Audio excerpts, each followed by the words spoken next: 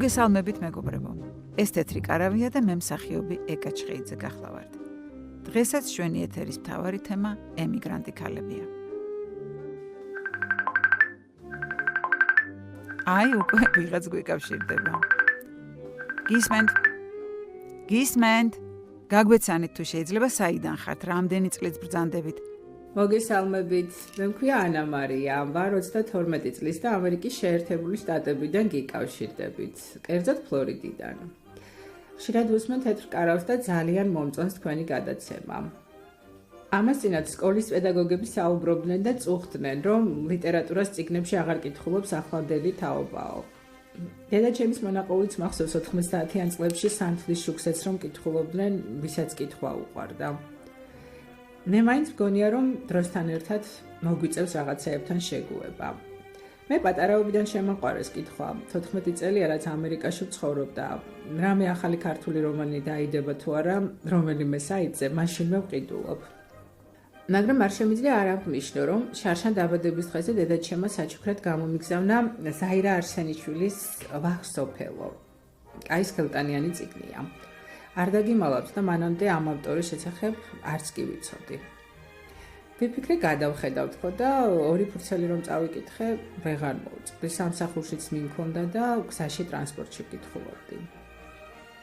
ეს რა დიდი მწერალი ყოლია და არ ვიცოდი. ყველა ემიგრანტს ვურჩევ რომ წაიკითხოს, უკვე დევს ქართულ საიტებზე. იცით პირველ რიგში რატომ კითხულობ ქართულ ლიტერატურას, მაშინვე ჩემს სამშობლოში მაბრუნებს.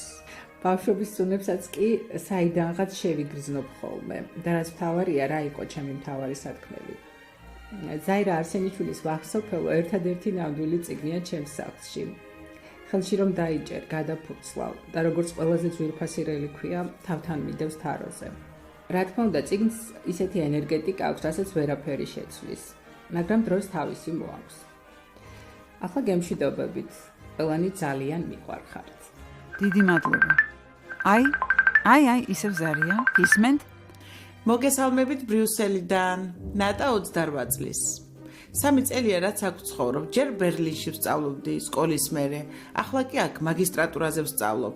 მეც ძალიან მიყვარს ლიტერატურა, მაგრამ დროის უქონლობის გამო დიდი ხანია რაც აუდიო წიგნებზე გადავედი. ძირითადად ველოსიპედით გადავაადგილდები და ჩემთვის ძალიან კომფორტულია წიგნების ასე მოსმენა. თუმცა დაგეთანხმებით, რომ არაფერი სჯობს ხის ჩრდილში, ჰამაკში წიგნის კითხვას. ეს ჩემი ბავშვობის ყველაზე ტკბილი მოგონებაა, რაჭაში, ზაფხულში რომ ჩავდიოდი. ახლაც გამომიჯდება თუ არა რამოდენიმე დღე, მაშინვე ჩემს ულამაზეს სოფელში, უწერაში გავრბივარ. ის ჩემი ბავშვობის ჰამაკიც ისევ გვაქვს და წიგნების კარადა, რომელშიც ისევ ისეთი თანმიმდევრობით არის ჩაწიკწიკებული წიგნები, როგორც ჩემს ბავშვობაში იყო. იმ სახლსაც და იმ წიგნებსაც ჩემთვის ყველაზე მშობლიური სურნელი აქვს, რომელსაც ვერაფერი შეცვლის. დიდი მადლობა, რომ მეც მომეცა საშუალება ჩემი აზრის დაფიქსირების. დიდი მადლობა. ისევ ზარია, გისმენთ? მოგესალმებით. მე მქვია ნუნუ, 54 წლის ვარ და რომიდან გიკავშირდებით. სულ ვუსმენ თქვენს გადაცემებს და თემიდან გამომდინარე პირველად მომინდა რომ მეც რაღაც მომეყოლა. ჩემი აზრით ძალიან მნიშვნელოვანი რამ. 28 წელია ემიგრაციაში ვარ და როცა აქეთ მოვდიოდი, ერთადერთი წიგნი, რასთან წამოვიღე, ვეფხის ტყაოსანია. ამ წიგნმა გადამატანი ნამდვილწლიანი ემიგრანტობას და ნოსტალგიაც. დღეარ ყოფილა ჩემს ცხოვრებაში, რომ 1-2 თავი მაინც არ წამეკითხა. ვეფხის ტყაოსანი იყო ჩემთვის აქ სამშობლოც, ოჯახიც და ყველაფერი. ამდენ კითხვაში თითქმის ზეპირად ვისწავლე.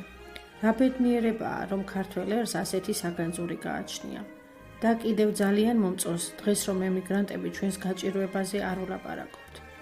აბა გემშვიდობებით ყველას და მალე დაბრუნებას გისურვებთ ჩვენს საოცარ სამშობლოში, რომლის ბადალიც დედამიწაზე არაფერია. დიდი მადლობა. ძვირფასო მეგობრებო, ჩვენი საეთერო დრო ამოიწურა და მე ისევ ერთი კვირით გემშვიდობებით. მომავალ შეხვედრამდე. ველოდებით თქვენს წერილებს თეთრ კარავში.